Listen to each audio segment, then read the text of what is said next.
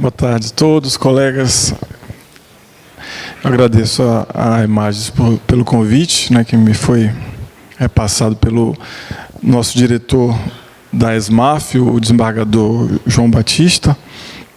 E eu sou, por incrível que pareça, um fã de Tabatinga. Assim, é um lugar inóspito, né, mas a minha primeira reação ao chegar lá foi de espanto, como aquele lugar é bonito e, ao mesmo tempo, como aquele lugar é tão fora da ótica do Brasil e as pessoas ali falam português e vão... ou seja, todos os requisitos da brasilidade lá que os jesuítas nos legaram estão lá também, mas é incrível como aquilo ali tem uma forma peculiar de ser, que não é nem Colômbia, não é nem Peru, não é Brasil propriamente. Mas, enfim, muita coisa do que acontece lá provavelmente não se replica em outros lugares. Então, nesse aspecto, talvez não seja interessante aqui amolar os colegas com as nossas idiosincrasias que não tenham reflexo na atuação dos colegas e também não possam, de fato, servir como um elemento para ser considerado num debate de anteprojeto, nem coisa do gênero.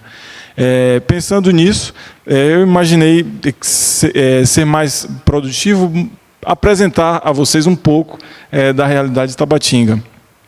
Eu, como eu gosto de mato, né, eventualmente eu saio com o pessoal do Exército em algumas operações, não uma operação que já foi deflagrada, na fase de visita, de reconhecimento, e eventualmente eu participo com eles de alguns sobrevoos, e dá para ter uma noção, né?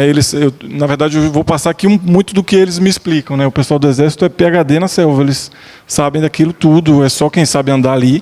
São eles têm um batalhão grande, lá são 800 homens, o 18º Batalhão do Alto Solimões. Eles conhecem aquilo muito bem. A Polícia Federal lá, ela é bem reduzida, mas eu também dou meu depoimento do nível de trabalho deles. Assim, eles são realmente guerreiros, né? Porque o enfrentamento, o Exército tem a presença, né, na faixa de fronteira, com toda a importância disso em outras áreas, mas na área do policiamento ostensivo e do combate mesmo ao narcotráfico é a Polícia Federal, e é totalmente desaparelhada. Assim, o colega deve ter recordação aqui, em 2011, 2 policiais de último nível, muito experientes, foram mortos ali em Manacapuru, que é a chegada do Solimões, já quando ele encontra, perto da foz, onde ele encontra o Rio Negro, numa ação que é totalmente evitável, ou seja, 2 vidas de 2 policiais muito importantes da região, embora não sejam de lá, foram ceifadas por conta de uma falta de aparelhamento, né? Se tivesse uma lancha minimamente resistente a tiros, eles não teriam morrido. Enfim, mas também eu não quero tratar aqui de Tabatinga como se fosse apenas um lugar com coisas ruins. Tem a população indígena, eu lembro da doutora Raquel Domingues falando dessa importância. É incrível, assim, é muito bonito aquele modo de vida, embora não seja tão romântico como a gente pensa, mas eles estão ali, aquilo é o lugar deles, aquilo é normal, estar ali e ser dali, ninguém quer sair dali. É engraçado, isso nas audiências não penais, eu pergunto muito às partes se elas gostam dali, se elas querem sair dali. Tem relatos maravilhosos, assim. Eu já fiz audiência com um sujeito que era guia turístico em Olinda, em Pernambuco, ele virou índio, porque ele passou mal num barco e foi a tribo lá depois de São Paulo de Olivença, esqueci o nome do município, a tribo ticuna de lá, que atendeu. Existia um médico boliviano, por acaso, naquele dia lá no Departamento Sanitário, Distrito Sanitário Indígena, e deram ele como morto, mas ele acordou depois e casou com a mulher do cacique. Hoje tem histórias maravilhosas lá. Então, assim, tem esse lado humano maravilhoso, né? Mas, ao mesmo tempo, a preocupação que a doutora Raquel manifestou aqui é exatamente essa. É crescente o nível de capilaridade do crime nessas localidades, porque, por um cálculo bem simples, 1 quilo de pasta base, quando sai de lá, a depender do grau de pureza, varia de $1.000 a $2.000, mais ou menos. Esse mesmo quilo, se ele chega em Manaus, ele já passa a valer perto de $20.000. Se ele vai para São Paulo, ele vale $50.000. Se ele chega em Hong Kong ou nos Emirados Árabes, é $200.000. Então, é incrível como o fato de ele entrar no Brasil faz com que isso seja rentável. Então, na saída, engraçado, eu também faço outra pergunta às mulas, que é quanto elas receberam. Claro que varia, né? E o nível de confiabilidade desses depoimentos não é total, mas é incrível que o que eles ganham era equivalente a eles comprarem também o quilo deles, né? E aí eu converso muito com os delegados da Polícia Federal e falo, mas por que eles não compram? E eles mesmos são microempresários, né? Mas falou, não é fácil comprar. Você só compra na mão de algumas pessoas.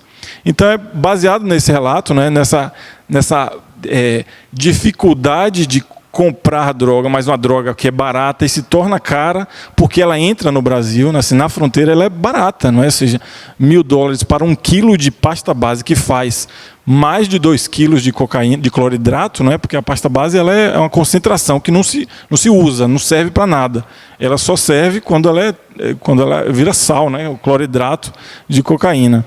E aí é nisso que fica clara a necessidade de uma preocupação com a jurisdição de fronteira, porque passa muita coisa. Desde que esses policiais foram mortos, a Polícia Federal impede hoje as operações no Rio, as operações noturnas. E aí, o que é que quando a gente interroga as mulas que são pegas no Rio, de madrugada, um horário que a polícia já começa a sair, eles dizem isso, não, nós dormimos de dia e à noite vamos seguindo os Solimões. Eu queria mostrar para vocês, isso aqui, e eu saio lá para fazer foto e filmar. Isso aqui é um lugar lindo. É como se a gente estivesse aqui no Mariaçu, que é o bairro indígena, na cabeceira da pista do aeroporto de Tabatinga.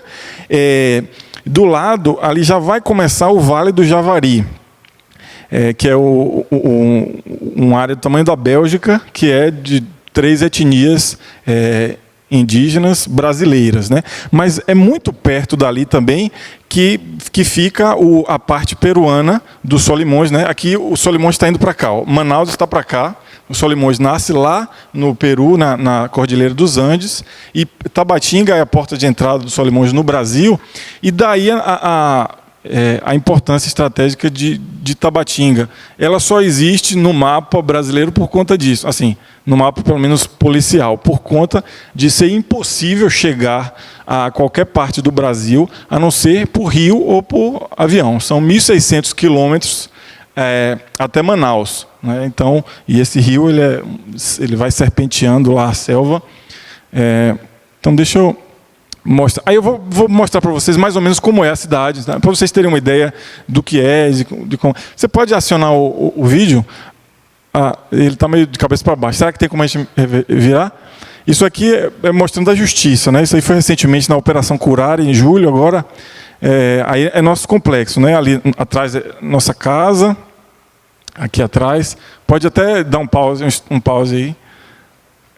Pronto, aqui é a justiça, ela está assim encravada no meio termo, né? Ou seja, para o lado de cá nós temos uma área militar, uma faixa assim retangular de área militar, e a área dos índios ticuna, que fica mais ou menos aqui, ó. O exército ele está espremido aqui numa área aqui, aí a parte dos índios ticuna está aqui.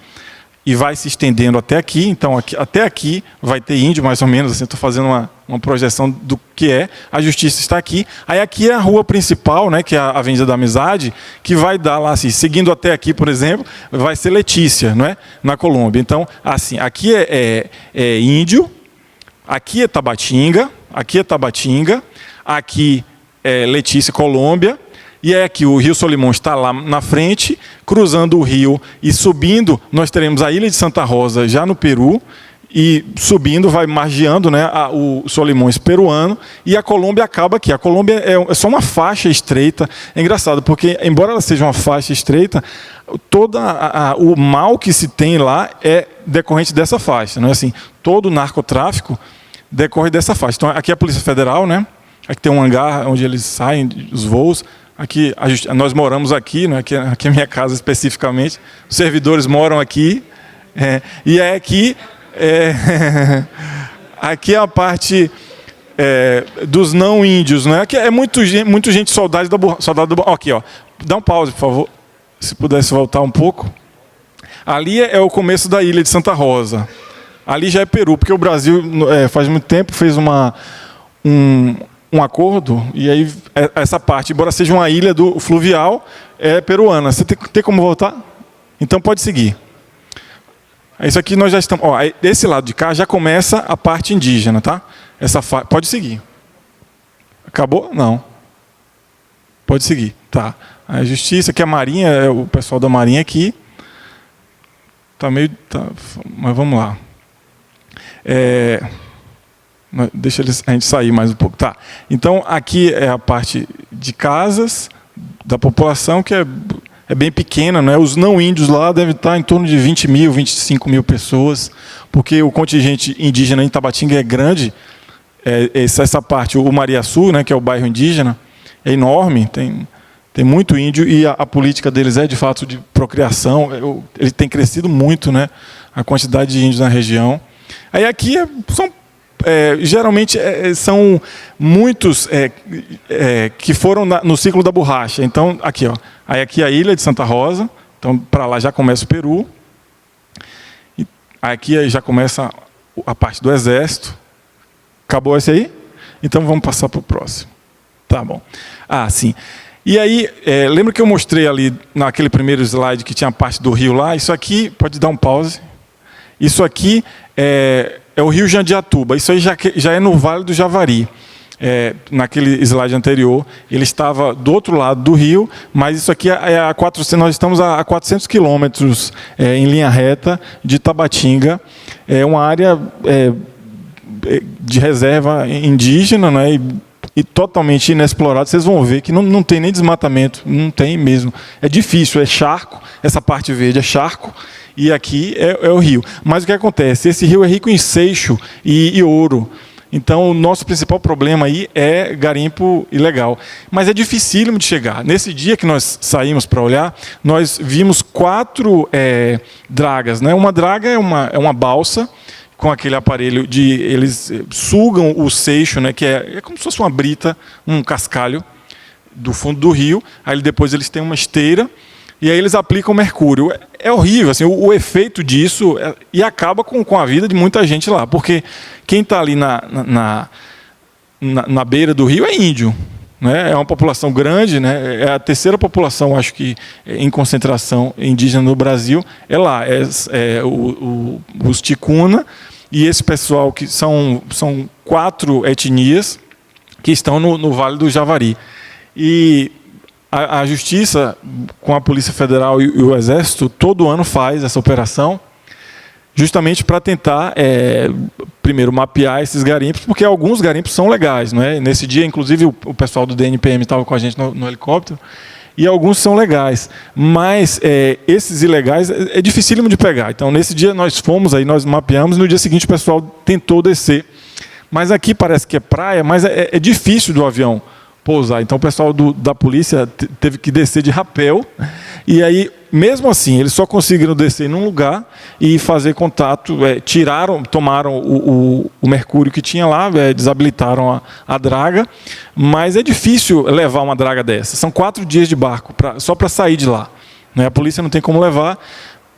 cai um helicóptero desse lá, além do prejuízo de vidas, vai ser pode prosseguir. Aí aqui eu só estou mostrando isso, né? Aqui é uma hora que nós vimos uma draga perto dessa praia, e é lindo isso, viu, gente? O lugar é lindo mesmo e contrasta com essa...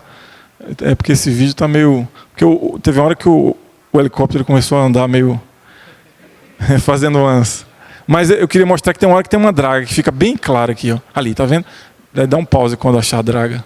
Pode seguir que eu vou mostrar. E eles ficam ali, assim, tem cozinheiro, tem... Ali. Tá vendo aqui? Eles ficam sempre embaixo da copa, porque é bem difícil. Teve uma mesmo que a gente só conseguiu achar, porque ficou fazendo voltas lá, eles ficam... Então, se passar assim, direto, não acha, né?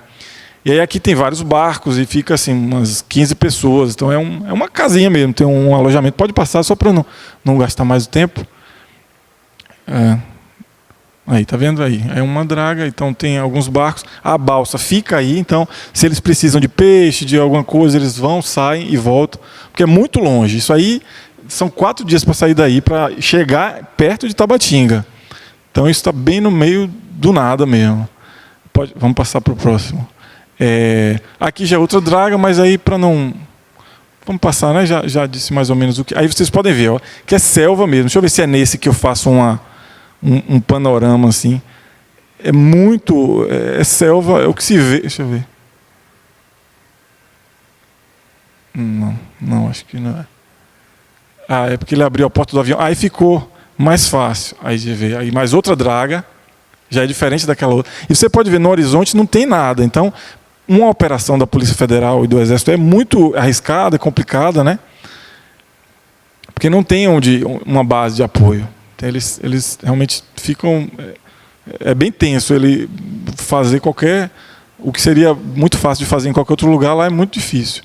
Vamos passar para o outro. Assim, então, aí eu queria falar um pouquinho Aí nós temos essa parte, né? Essa parte de delitos ambientais, basicamente garimpo ilegal e pequenos crimes. Esses são crimes...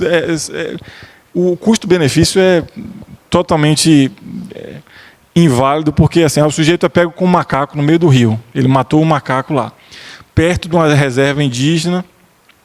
Mas aí, para achar esse sujeito é muito difícil, porque assim, quem mora lá mora longe mesmo. Não tem...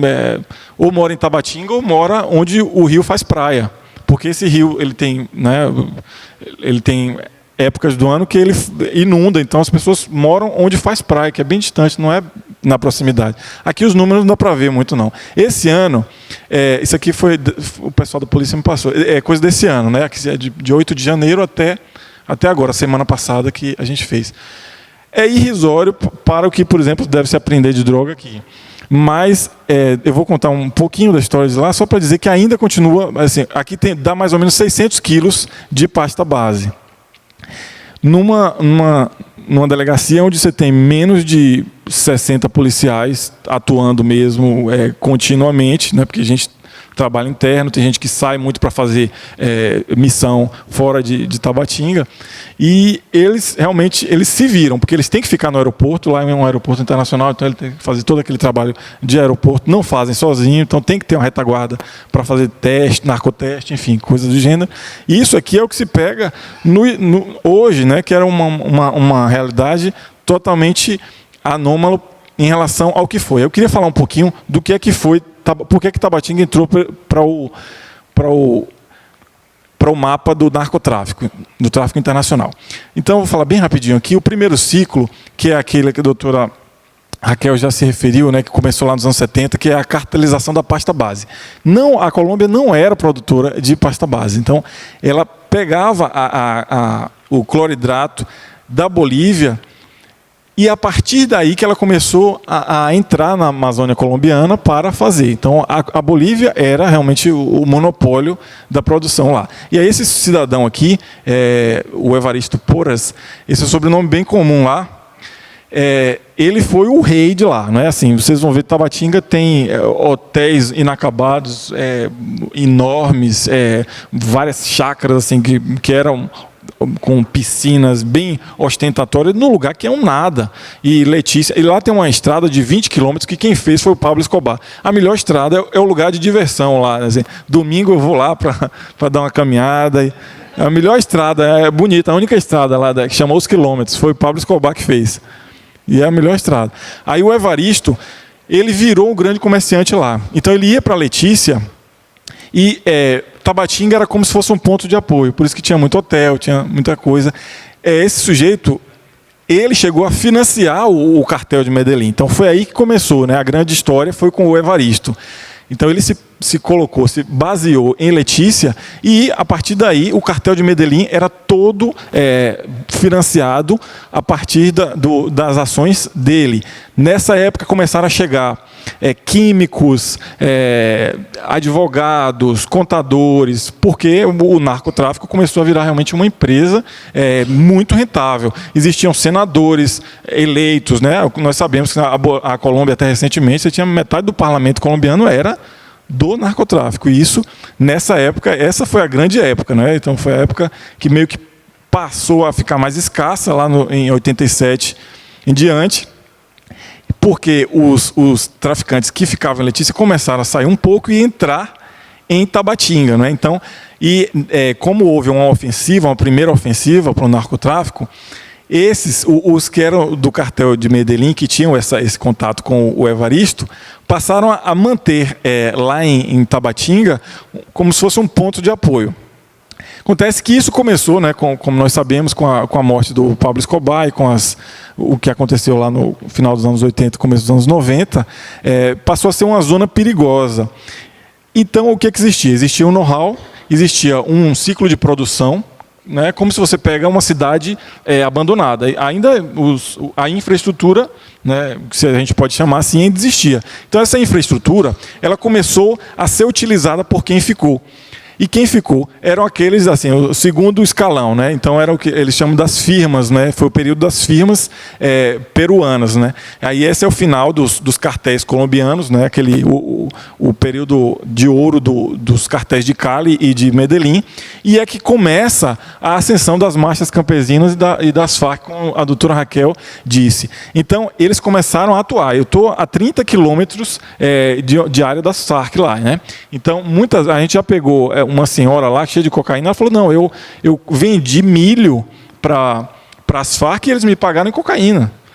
Foi um negócio assim, a gente não sabia o que fazer, porque tem esse tipo de relato. A pessoa mora lá, no meio do nada, é muito distante. Então, de fato, a Amazônia colombiana é quase 2/3 da área da Colômbia. Então, lá realmente é muito isolado. Também não tem estrada. De Letícia para Bogotá não tem. O único meio de chegar é aéreo. Nem rio tem, porque o rio grande deles é o Putumayo, está lá em cima, mas está mais a leste. Então não chega em Bogotá. Só correr aqui um pouco. Assim, então vamos para essa que é o período atual, né?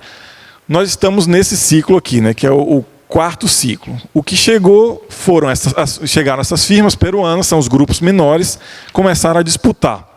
As Farc e as marchas campesinas se mobilizaram, então há uma área que não entra, então ali não entra. Então na área das Farc não concorre, não tem outro produtor de coca na área das Farc. Quando estão eles, só estão eles mesmo. Mas na área que não estão eles, os peruanos começaram a crescer o olho, né? E eram as famílias, né? Começaram o grupo das famílias. Cada família de traficantes se estabelecia e criava o seu próprio meio. E elas se juntavam para fazer o transporte, né? Então, aí o Rio Solimões ganhou a importância, né? Então, porque a cocaína que era produzida ali na época do Pablo Escobar, etc., ela voltava, ela subia. Então, muito da rota dele era para os Estados Unidos e Europa por cima, pelo Caribe, não por lá, por baixo dos Solimões. Então, já aqui nos anos 2000, aí virou uma guerra. Virou uma guerra e várias dessas famílias se colocavam, né? Nós temos a família Miller, que está presa, toda ela. Tem 5 Miller, estão na cadeia, eles são sanguinários, assim, que são de Tabatinga, né? A família Miller. Nós temos essa família Porras, também ainda mantém uma grande influência na região. Acontece que o Galheiro, né, que é um dos Porra dessa família, ele como cresceu nessa época, nos anos 2000, ele voltou, ele estava preso nos Estados Unidos, também por tráfico, voltou para lá, para essa região. Aí surgiu um cidadão chamado Jair Ardela Michui, chamado Javier. E é por conta dele que eu estou aqui, né? Ele é a preocupação de Tabatinga, não é assim? Esse cidadão realmente mudou a forma do trabalho lá, porque ele altamente sanguinário, atribui-se a ele, a Polícia Federal brasileira atribui a ele 100 mortes, assim, ele mata gente na rua lá principal. Eu tenho 2 júris lá de policiais, um policial brasileiro em cooperação com a Polícia Federal e outro policial peruano em cooperação com a Polícia Federal, que ostensivamente ele matava à luz do dia. E uma das coisas que ele fez foi, deixa eu botar aqui, ele aqui, ó, ele está em Mato Grosso, aqui foi o dia desse, ele está em Porto Velho. Ele fez, quando ele chegou lá, foi isso aqui, esse é o gadeiro. Esse é aquele que era o todo-poderoso da família Porras, é o Isauro, né? É o Isauro Porras. Eu estou parecendo uma coisa de jornalismo, mas é só para mais ou menos dar a ideia de como é que as coisas são. E esse aqui é o Machuca, que é um dos braços armados do Javier, desse aqui. Então, esses cidadãos aqui, eles chegaram e exterminaram, né? Ele aqui foi morto em 2009. Em Cavalho Cote, que é uma cidade lá perto. Antes disso, o Javier mandou jogar somente uma granada na casa dele, que fica lá perto da Justiça Federal. Mas ele se safou, ele foi morto já numa emboscada seguinte. Então, só para fechar, sim, aí entrando na questão dos índios. Hoje, o Javier está preso, né? Em 2011, ele foi preso, foi uma ação brilhante da Polícia Federal, conseguiu prendê-lo. Ele era, no auge, lá em 2007, ele mandava 500 quilos de pasta base por mês para Manaus. 500 quilos de pasta base, sozinho. E ele é conhecido por ser um bom fornecedor. Diz que a mercadoria dele não era pega. Então, para isso, ele servia de muito... porque tem as tomadas de droga no Rio, né? Então, o modo dele se resguardarem contra terceiros que queiram roubar aquela droga para se apossar dela é armação, viver armamento até os dentes, né? Isso aqui foi pego, isso aqui só está um pedaço, viu? Isso aqui foi pego faz 2 anos, lá no bairro indígena de Umariaçu, na casa de 2 índiozinhos que você não dá nada pelos índios. Foram 40 granadas, uma caixa de fuzis, 4 submetralhadoras, lança-granadas aqui. Isso lá, 2 quilômetros da Justiça, viu? Na casa dos índios, na terra indígena de Umariaçu. E aí nós conversamos com o Javier para perguntar a ele pode soltar. Qual é a relação dele com aquela apreensão de armas? Aí ele falou isso. Mas pode passar a qualificação, acho que não vai dar tempo. Interrogatório, né? De Jair Ardela Michui. O senhor é casado? Eres casado? Não. Tem filhos? Tenho 2. Tem alguma companheira ou não? Companheira? Não, estou separado. Mas tinha antes de ser preso? Sim, tinha, sim. Como era o nome dela? Nathalie. Nathalie? Sim. Sim. Onde que o senhor morava antes de ser preso? Em Peru. Qual cidade? Iquitos. Quitos? Iquitos. Iquitos. E o senhor trabalhava com o quê? O senhor trabalhava com o quê antes de ser preso? Trabalhava em quê? Profissão? Sim. Em qualquer coisa, se não tem Pode passar para metade do vídeo, porque é a hora que pergunta ele sobre... Tem como passar, não? Não tinha trabalho. Pergunta ele sobre as armas, ele... Não. Mas o que o senhor fazia? Aí ele diz basicamente que desde que ele foi preso, tudo é atribuído a ele. Mas é mesmo, assim, a relação é direta, não é assim, sem intermediários. Os áudios da polícia mostram que, de fato, não tem, de fato, outra instância entre o Javier e o que acontece hoje. Que são problemas colaterais. Eu vou dizer porque, de fato, isso aí é uma criminalidade bem insignificante perto das outras coisas, que é exatamente esse problema, né? Nós temos a questão do EMILAT que demora, então a possibilidade do auxílio direto, mesmo assim o problema das nulidades. Nós temos um ingresso menor, mas temos o ingresso de dominicanos, um pouco de haitianos por lá, então nós ficamos nessas mesmas dúvidas, se deporta, se expulsa, Então, enfim, mas essas questões são questões de menor importância. Tem uma coisa que eu queria falar aqui, que talvez se replique em outros lugares, que é a apreensão de moeda estrangeira. Esse é o ano da apreensão. Esse ano já apreendemos mais de 1 milhão, não, 1.500.000 reais, tá? Tem 1 milhão em dólar. E aí o que acontece? A lei de entorpecentes, ela destina esse recurso para o FUNAD, né? E a lei 9.609, ela diz que moeda estrangeira apreendida no Brasil acima do equivalente a 10 mil reais tem que ser enviada para o Banco Central. Então, a princípio, não se sabe o que fazer com esse dinheiro e não tem, assim, você manda para o Banco do Brasil lá, não pode. E o que é que nós fizemos? Polícia Federal sai com 2 agentes, pega um avião com um saco cheio de dólar, vai para Manaus, troca esse dólar por real, e aí eu estou mandando para as contas do FUNAD, fazendo as destinações por lá. Mas assim, é uma coisa estranha, né? Uma polícia sair com um bocado de saco de dinheiro da justiça, podendo... Né? Enfim, mas porque nós ligamos para todo mundo, para São Paulo, ligamos para o Banco Central, Receita, etc. Ah, não sei o que fazer com esse dinheiro. Então, é uma das coisas que a gente tem que realmente se valer de alguma... sim, gente, o que eu queria falar aqui é basicamente isso, né? Há uma preocupação enorme, porque aquilo é Brasil, né? E é um Brasil... Tudo bem que nós estamos aqui no extremo oposto, nós somos urbanos, eu também não sou um Indiana Jones, não quero ficar lá minha vida toda, mas tudo começa assim, né? A doutora Raquel falou, né, o que eu imagino também, o que eu penso também. Eles começam assim, o pessoal lá, quando a gente ouve por videoconferência, o pessoal que já está em Manaus, Puraquequara, que é a penitenciária de lá, todos vêm com conversinha do PCC, etc.